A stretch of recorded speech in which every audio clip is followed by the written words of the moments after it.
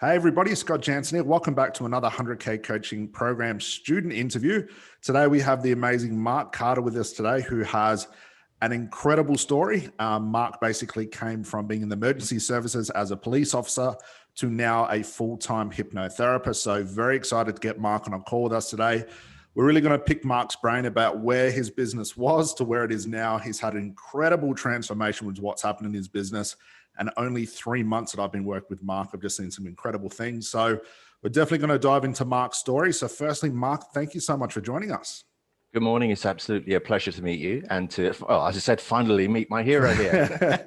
All you've heard is my voice. Now you get to see me. That's fantastic. Exactly. All right. Well, look, Mark, let's do what we always do. Let's start from the very start. So before you became a hypnotherapist, what were you doing? What was happening in life? And then how did you get into the whole hypnotherapy thing? Okay, well, I was a serving police officer in the Metropolitan Police in London, and I was coming up to my 30-year mark, because we do 30 years in the police. About 3 years, around 3 years before I was due to retire, because I retired in July of this year.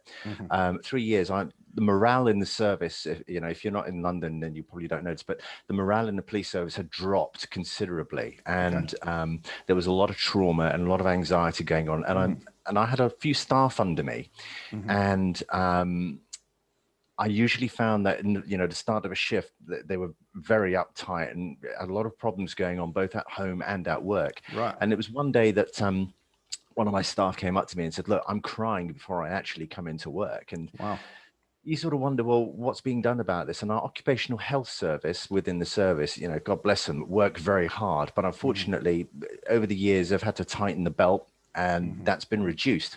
So not a lot was being done, and they were just being left, and these officers were being left with their own devices in order to sort themselves out. So this angered me quite a bit, and I thought, well, rather than sitting about mulling it over in my mind, do something about it. But what to do? I didn't know what to do. So it so happened that a day later, a colleague of mine came up to me and she said, her brother had just come out of the army and he was struggling with post-trauma, but was having hypnotherapy for it. And I thought, hypnotherapy, that's interesting. So I went online, I had a look at Google and on YouTube, etc. And having looked at YouTube, 2 weeks later, I hypnotized my daughter. Oh, wow. Yeah. And that was just from YouTube. Wife was furious, but we're not going to that bit. But yeah, and I thought, right, I'm going to take this further. So I did a diploma in it. I did a diploma in hypnosis and started working on officers at work on a night shift. So I'd take them down to an office and quickly drop them down and do stuff with them. So I thought to myself, I could really make something of this. And I started seeing clients outside of the service. I had their permission to do that. And I started off with charging £25 for a session. And it wasn't like I was doing it for an hour and I was traveling around. So for £25, I was getting in my car, traveling to wherever using my own petrol. Then I was probably having a meal before actually seeing them, because I'm one of these people, I like to arrive early. I like to make sure that everything is there set up. So I'd arrive in the village or the town early and have something to eat. So that's more money again used up. Right. And then I'd see the client with no actual time frame for seeing them. So I would go on and on. And if I was there for over an hour, then so be it. If I was there for 2 hours, then so be it. So be it. So looking back at it, I was literally, by the end of the day, because bearing in mind I had to drive back, I was literally seeing a client for free. In fact, I was paying for it. Yeah. I was paying for it. So £25. And just before July, a wonderful lady who, may I name her? Wahida Finley. And we were chatting away, and she said, "Look, you've got to see this guy, Scott. If you really want to make something of your business, you've got to get in with Scott." I thought, okay, I'll look it up. So I did. And I subscribed to the package. And I've gone from £25 a session now to well over 500 per client. So it's an incredible achievement. What do you say? Yeah. What So do with you those say? clients that you were getting for £25, so they weren't colleagues. These were actual, just like general public clients. Yeah. They were indeed. Yeah. I Okay. was spending a lot of time sort of sorting out the website, spending a lot of precious time, because bearing in mind I worked shifts as a police officer. Right. That's time away from the family, sitting down, working out what my website's going to be like, making it as bling as possible, to use a term. Yeah. A lot of bling, but no sizzle, to quote you, Scott, Yes. one of your terms there, no sizzle. Yes. And quite frankly, a lot of time wasted, as I've learned now, Yeah. because it was all about me and how good could I look. And I learned a really important lesson here. And I quoted this the other day on Facebook. Somebody asked a question about, how they were having problems with videos. And I said, look, it's not about you. It's about the message that you put out there. That's right. That's what brings it in. Yeah. So, yeah. So you're working your shift as a police officer, then in your spare time, building a website to attract £25 per hour clients. Yes. Yeah. So what were the clients booking you in for, and how did you actually find them? Did they find you, or was it vice versa? Or how did that come about? I saw very few clients, to be honest. They found me more by curiosity and word of mouth. If I saw one of my colleagues at work, I thought there are about 28,000 police officers in London. So I thought, well, that's it. Come to me. But word of mouth went out, and they were only coming in dribs and drabs. So really, it was word of mouth that I was seeing them. And there would be family members of police officers, perhaps, or just friends of police officers. But it was all based around the same thing. I wasn't worldwide at that point. So yeah. So it was just trying to grow it as locally as you could. I did indeed. Yeah. I started off really within my village. And that really was an even bigger problem, because it just doesn't work. That dynamic does not work. You've really got to put your net out there, and be the best fisherman, as it were. And as you say, you have your blue ocean, don't you? You've got your big blue ocean with, absolutely. Yeah. So, and when these clients were booking in with you, were they like paying on the day? Were they paying before? Did you have like a sales call or strategy call? How was that transaction taking place? I took my life in my hands with that one, because I was getting them to pay when I saw them. That's what I used to do. Exactly. And I look back on it now and I think, oh my God, it's such a risk, isn't it? It is. And I was lucky enough to get away with it. I have to say, everybody was very good about it, and they paid. And it's also very, I found very uncomfortable. Now, bearing in mind the role I was doing, I consider myself a very comfortable person around people. I can talk to anybody. I will make friends very quickly. But when it comes to standing in front of somebody and waiting for them to hand over money, it is the most awkward moment. It is, because you've done your thing, or you've walked into their house and you sit down and you say, right, okay, so money, and there's that awkward moment of yes, money. It was just the most awful thing. Really, and it makes it doubly harder, because you're at their house, which is, there's no escape from that. So were they asking you to travel to them, or was that just part of the offer that you had to try and make yourself differentiated? How did that all come about? Well, I was of the opinion that I didn't want people coming to my home. I want to keep my home life and my work life very separate. I always have done. Being a police officer, coming home, I wouldn't really talk very much about what I did at work. I really wanted to separate. So I would travel all the time to see them. Okay. And so as you were still working as a police officer, you're seeing clients, then retirement came along. Was that when you decided, you know what, I want to start seeing more clients, I want to get serious about the business? What was the mindset around that? The mindset, actually, because I have a very good pension, I don't really need to make money. I have a very good pension, but we're comfortable. We as we are, we're comfortable without the business. But there is this, and it's going to sound really wet. I'm really sorry about this, but I just felt I've been with my wife now for over 31 years. We've been together 31 years, and she's given up not given up a lot, but she's been involved in a lot with regards to my role and what I've done. Yeah. And I really just want to give something back. So the best way I thought was to make more money, and do something I really enjoy, because hypnosis and hypnotherapy is not a job for me. It's not work. It is a passion. So I thought, have your passion, but get something out of it. And I thought I would give my wife back, what I could. Wonderful. So make money and go places, do things, and we've had the children. Yeah, absolutely. We've had the children. They're starting to, the daughter's now gone to university, so she's out the house. The boy's still here, but he's away most of the time. So yeah, we've got time now, and it's time to actually reap the fruits of one's labor. Absolutely. And all that hard work as well. Absolutely. Yeah, absolutely. So what were the clients seeing you for? You obviously don't have to tell me exactly. Was it just like general anxiety, stop smoking? Was it a mixture of things, or was it something quite specific?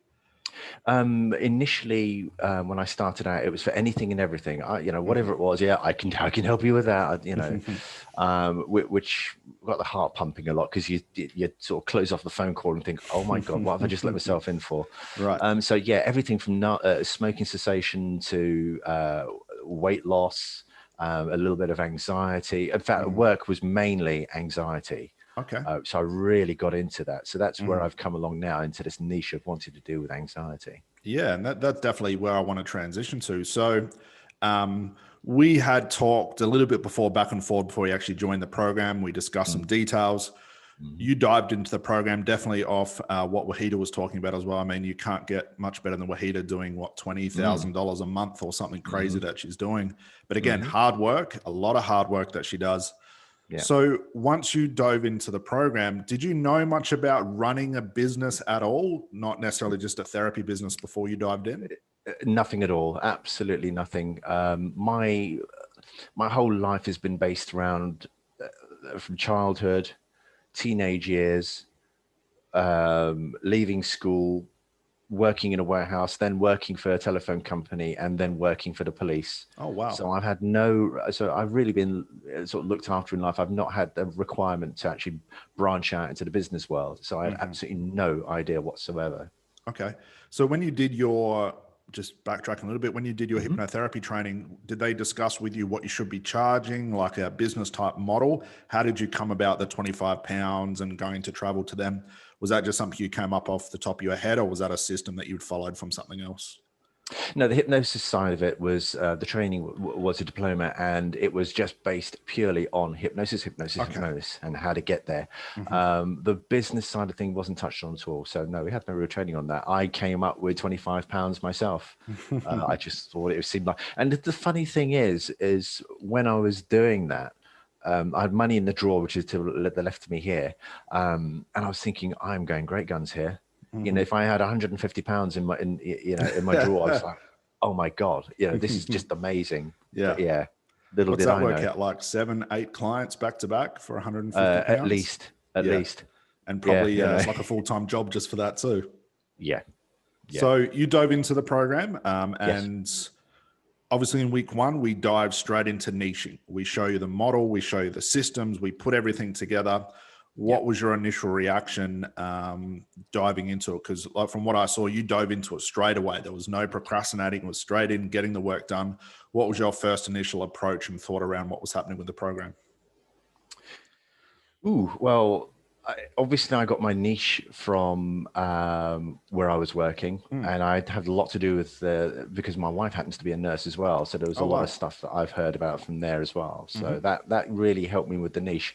The hard bit was the questionnaire. I think getting people in to get the questionnaire done, because I know that I had the idea that I wanted to do anxiety, but I was concerned initially that perhaps I may need to branch somewhere else. But the questionnaire side of things really brought it home, and I realized, no, this really will work. That was week 1.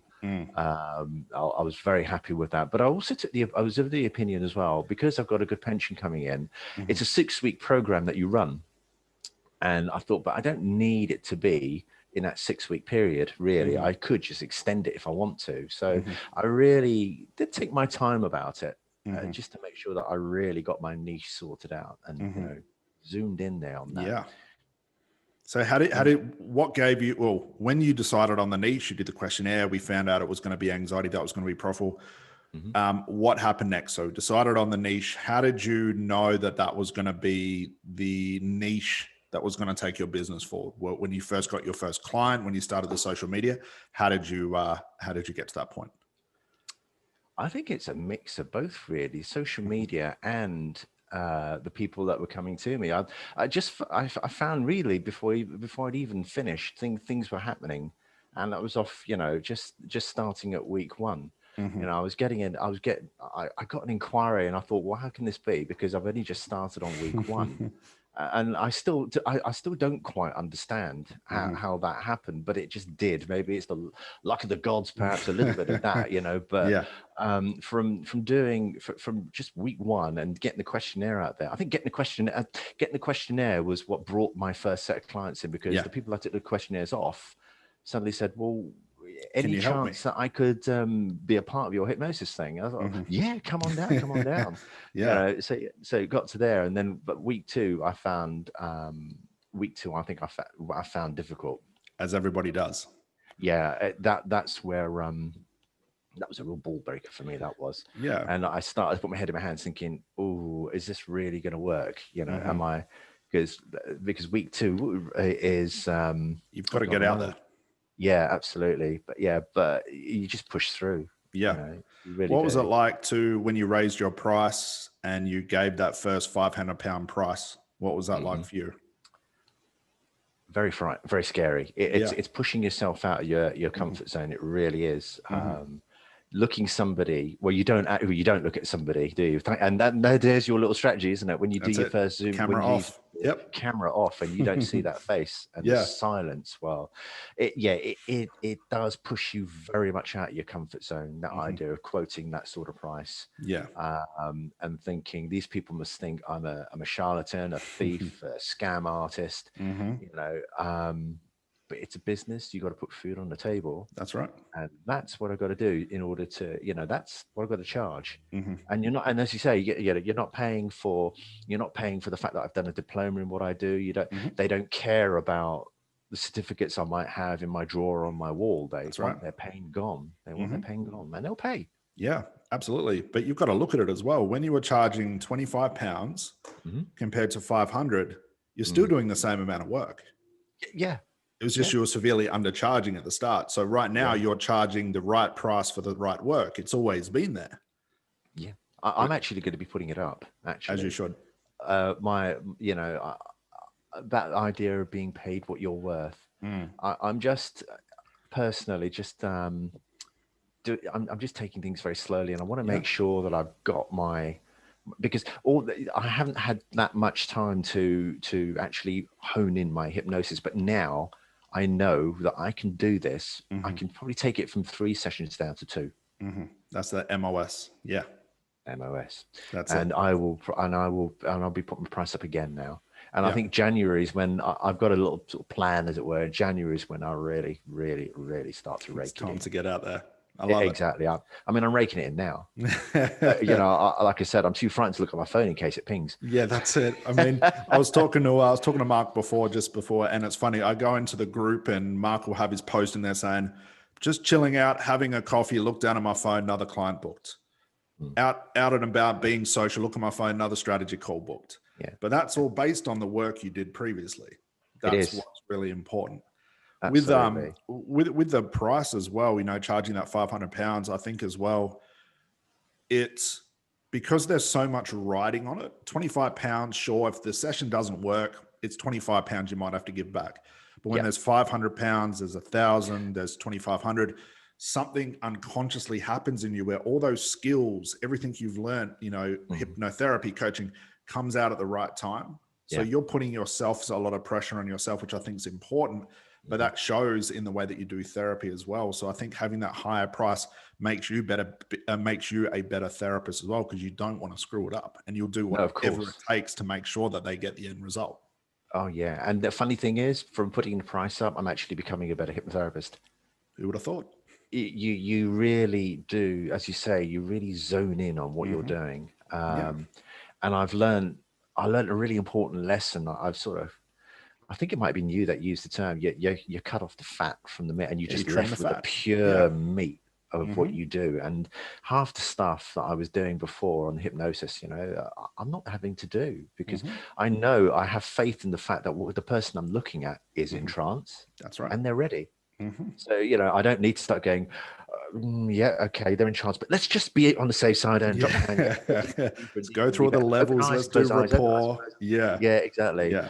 The groundwork is done in the pre-talk, and you get your convincer, show me your hands, etc. Put your finger in your ear, and they're ready. They're ready to go, and they go. That's it. And that's when it's your job just to get into it. Yeah, they're there. Just get on with therapy. Clients pay for speed, as you're finding out now. And at a £500 mark, even when you get it up to like the $750 and $1,000, it's not harder to sell. It's just a different type of value that we've got to provide. It's just we're showing them, this is the value I'm giving you lifetime, and I'm only going to charge you £500 for this. But if we look into your life in the future, this could be worth £5,000, $10,000, $100,000 for the rest of your life. But I'm only charging you this.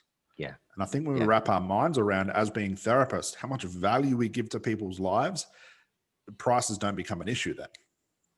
Yeah. And I think with more testimonials going on there. Yeah. When people check your Facebook out and they realize, oh my God.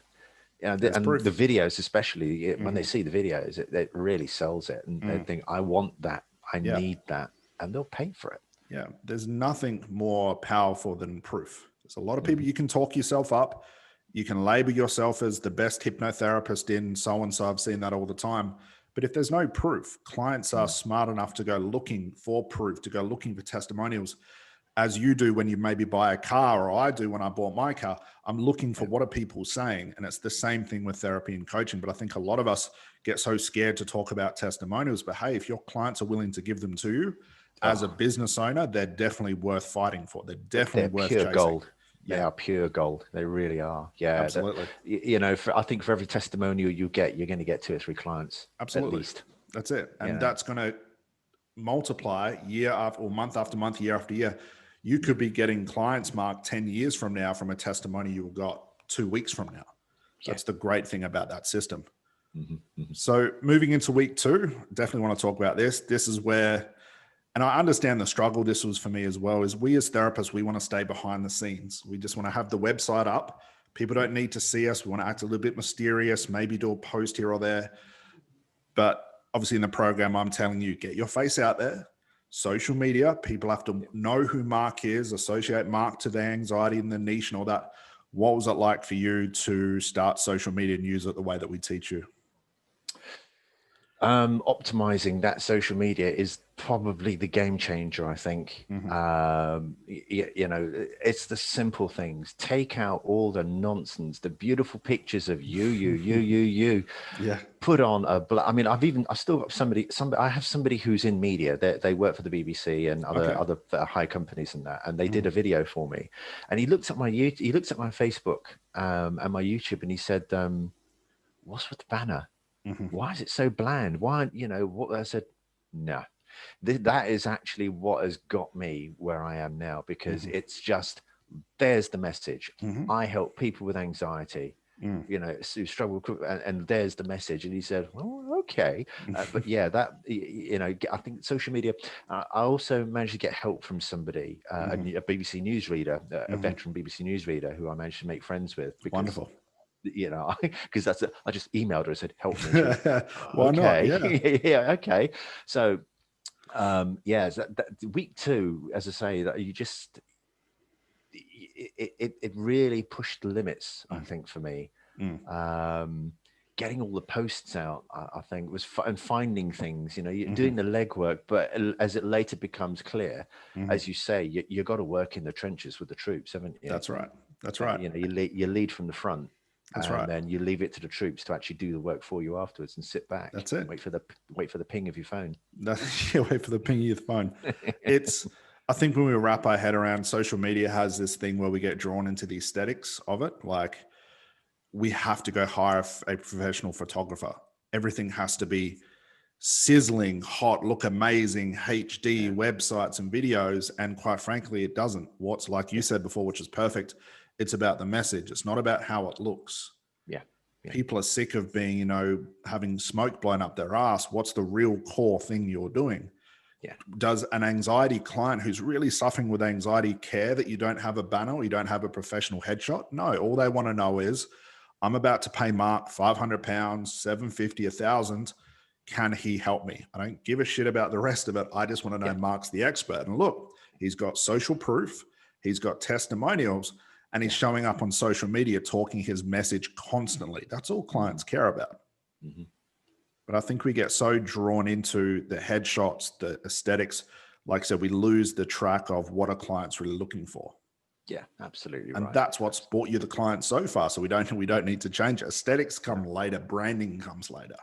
Yeah. So moving forward, getting paying clients now seems to be every time you have a coffee, maybe that's your system in play. What's happening now? So we're about 3 months into the program. What else has been happening with the business? What are you finding is the biggest change that you're noticing from when you started the business, let's say 3 months ago, to where it is now? What are you noticing different? Oh, apart from the financial side of things, it's the quantity of people making inquiries. You know, the amount of, I mean, I'm looking at, if I look at my list here, I've got 2 more strategy calls to come up. I've got a client to see tomorrow, and it just keeps growing without me doing very much. And I think that's the biggest thing. It's very difficult to sort of keep your hands off. The VA thing. I mean, the VA is doing all the work for you. I think that's the only bit that I'm very, very busy with. Just keeping an eye on them, just making sure that as you will at the start. As to making sure those messages are coming through. And actually, I look at my phone, and there's lots of the same message, obviously going to different people all over the place. And you know, and yeah, that's I think that's it really for me. Awesome. And the good thing about it, you're not having to use funnels. There's no paid ads. You're not having to learn tricky Google ads or Facebook ads. It's really coming down from how well you've narrowed that niche down and how well you've created and reverse engineered your offer. And that's really what business is, regardless of whether a therapist or a coach. You've got a niche with the real people, with big enough population of real people, and you're giving them what you want, what they want. And all you have to do each day is show up on social media and just remind them of what you do. Nothing tricky about it. Yeah. So moving forward, what else are you trying to do with the business? Like, where do you see this? What are we now? September, October, moving in the end of 2020. What are the goals moving into 2021 for the business? Certainly to up my price and I don't know, it just ensure that it's a smooth running operation with, you know, few moving parts, and a lot of time to myself, a lot of time to do the things that I want to do with my wife. And, you know, I don't know what else there is. I mean, I'm not sure what else there is to do with the business. It's just so, I mean, I still sit here and amazed at the fact that all this has happened in such a short period of time. I've gone from £25 and a website to actually dulling down my website. And every morning I'll get up, I'll have a cup of tea or something, and I'll sit down and I'll just continue to go as I am, just looking online, just checking YouTube and looking for those titles, those inspirational titles, something to make a video from, and just keep posting videos. And I know that from that, the business is just going to continue to grow. It can't. I've started something and it won't stop. You know, and it's hard to get your head around that. It really is. It's quite annoying, actually. The year, it's really annoying, actually, when you think about the times and the things that you've done that you didn't have to do. And it seems everybody's in that same boat, thinking, no, you've got to do this, you've got to do that. I'm certainly not going to be doing any more courses. Hypnosis is hypnosis. That's right. You know, and you can pay an extra £2,000 or £3,000 to be taught exactly that. When you look, so you go home and you sit there and you think, do you know what? I've actually just learned the same thing I learned the first time I learned hypnosis. It's just had a different label on it. Yeah, exactly. And that was actually my next question, like viewing in like where you were before to where you are now. like looking back into the industry, what do you think the biggest problems are? Where do you think people are struggling most with business? But I think they're looking at other businesses and thinking, that's what I want to be.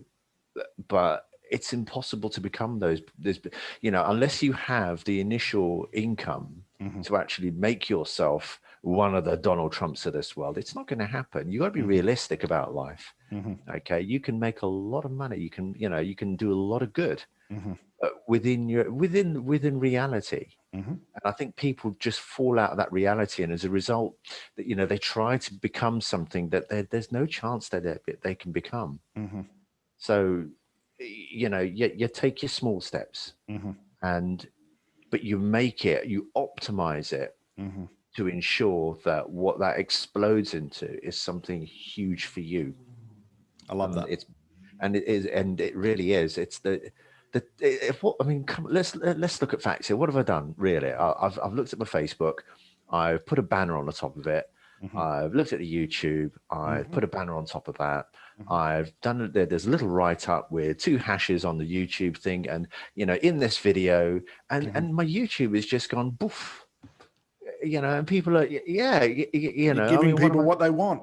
Yeah, you're not talking about yourself. You're not talking about hypnotherapy, because clients don't know or care about that. You're talking about, I am Mark. I can help you overcome X, Y, and Z.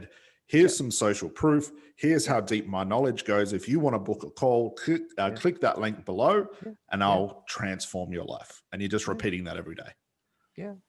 And the people whose lives are transformed are putting it in writing or on video. It's a simple system. It's that simple. I could kick myself. I really could. Where do you think you'd be like right now, had it not obviously started this program or really got into business as it were now, where you were before, looking forward? Do you think you still would have been trying to run the business? Do you think you would have given up? I mean, 25 pounds here or there. Where do you think you would have been? I'm a person that doesn't tend to give up, which would actually probably destroy me, because I would have made myself a promise that I couldn't make. And it would have been a lifelong struggle. It really would, because I'd have been scratching around, being very frustrated. I might have put my price up to say the grand old total of £30. Heaven forbid, eh? Yeah. But it wouldn't have boded well at all. It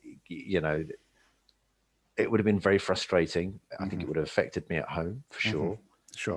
Because I don't like failure. I really don't. It's not something that in the role that I had before, if you failed, then somebody got hurt. Sure. Everything that makes sense. has to be right. Yeah. So, and this is just a media that I got into that I had no knowledge about whatsoever. And you just know that you'd have gone the wrong way. I'd have been frustrated watching, going online, watching all these incredible people like Tony Robbins, you think, my God, how do you go from nothing to that? And there's just no knowledge out there. Yours is the only knowledge I found, where you just keep giving at the end of the day. And that's the wonderful thing about what you do. You just keep giving, and it's just, and it's not like you're saying, now you got to do this. You're saying, well, okay, now just do this little thing here. Just change this. Just change this little thing here, because so many people are doing all this and they're making all that. And no, just this little thing here. Watch what happens. Yeah. I could get, So, I mean, looking at this, let's be honest here. Like, what advice would you have for people? Because there's definitely going to be hypnotherapists and coaches watching this. It's quite funny. We've got other police officers are in this program. We've got nurses, we've got truck drivers, taxi drivers, cleaners from all sorts of, working, hardworking backgrounds that are in your position that were or are hypnotherapy qualified. They've got the coaching, got all certification, but can't seem to get it to work. What advice would you have for them? Okay. It's all about finding the right guidance. Okay. And the secret is optimization. It's all about downscaling. All right. You're working too hard. unnecessarily, and you're frustrating yourself. And when you frustrate yourself, it spirals forward and forward, and you become more frustrated. And the more frustrated you become, the more you do things wrong. All right. Yeah. You gotta sit down, step back, shut up, and just take on this course. Take on this course, because you're gonna find I'll not lie to you, week 2 is a ball breaker. All right. You will sit there and you'll think, oh my God. But there is a reason behind it, because come week 3 and beyond, you'll not be doing any of that. Okay. Sit back, relax, and watch it all come together. Yes, you're still going to have to do bits and pieces on there in order to ensure, because you know, it's your business at the end of the day. It's your responsibility. And at the end of the day, it's like, I'm going to say something really stupid here. It's like getting a fighter jet into the air. All right. The pinnacle of that is the pilot in that jet.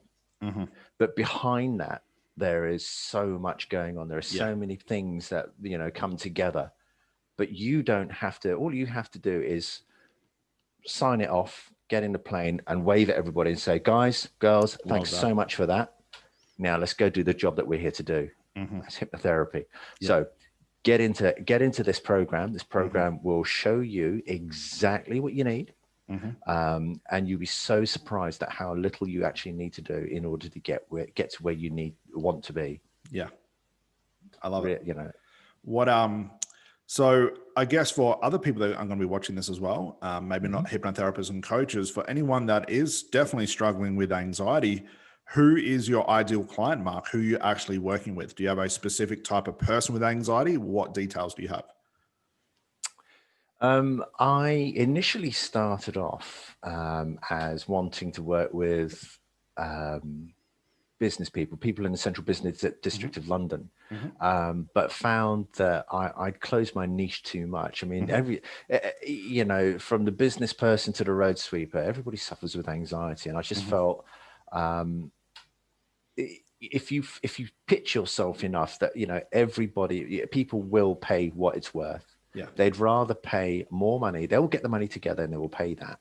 So in order to get rid of their pain. So I opened up my niche, and I just say now, my niche is about people who are struggling with anxiety, who feel it's crippled their lives. And, you know, and the nice thing is that you don't have to sit down with me or in a talk group of people and just put your whole life on show. And the wonderful thing about the hypnosis that I do in this particular niche is that whatever your problem is, I don't need to know what it is, because your unconscious mind already knows what's going on, and it's just waiting for one command, and that is to let it go. That's where I come in. Excellent. That's my niche. Fantastic. So I think what we'll do for anybody watching this who is struggling, especially with crippling anxiety, if you just go into the comment box below, I'm going to leave Mark's details. Now, Mark, is it better to find you on Facebook? Is that the best place to find you? Yeah, Facebook, because my banner's got the old, you know, click this link, and yeah, absolutely. Facebook Fantastic. is great. What we'll do, Mark, is I'm going to grab that link off you. So guys, anyone watching this that is struggling with something like this that Mark's been talking about, I'll leave that link below. I highly recommend even booking a call in with Mark and just talking to him. He's a wealth of knowledge, and see if he's going to be the right fit for you. So, Mark, I think that's it. I'm going to let you go for the day. But before we do, any last words of wisdom? I always like to end with this question. Any words of wisdom for anybody watching this? Believe. If you really want to make money out of this, believe in this system, because this system works. It's so stupid. It's so simple. It's stupid. It really is.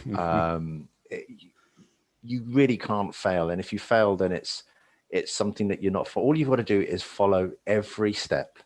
And there are times where you'll sit and you think, oh God, I don't want to do this, but if you just follow every step, it's that simple. Just turn your brain off and follow the steps. Follow the steps. Absolutely. Excellent. Well, Mark, thank you so much. That was awesome. We're going to have this obviously video up on YouTube and in the all over Facebook as well. So thank you, Mark, for joining us. This was fantastic. And like I said, for anybody watching this that does want to contact Mark, click on the link below. I'll leave it in the description. Please feel free to reach out to Mark and see if he can assist you. So, buddy, that's all I have for you. We're going to see you over in the Facebook group. I look forward to seeing your next post. Go have a coffee, book another client in as you do. We'll see you over in the Facebook group. Thank you so much for joining us, buddy. I appreciate it. Thank you, Scott. Thanks for everything. Thanks, Mark. Cheers, buddy. Bye, everyone. Enjoy your day. You too.